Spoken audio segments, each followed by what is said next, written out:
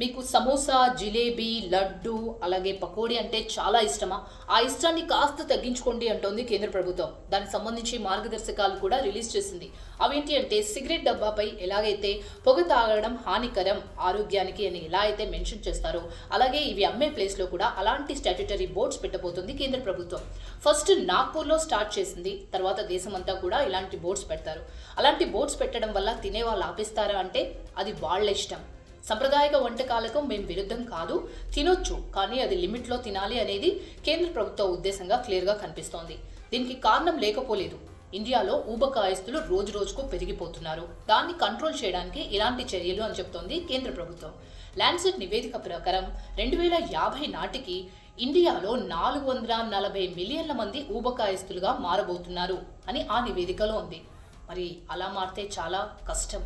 ఎందుకంటే ఇప్పటికే capital of diabetes అంటే India, capital of heart disease అంటే ఇండియా.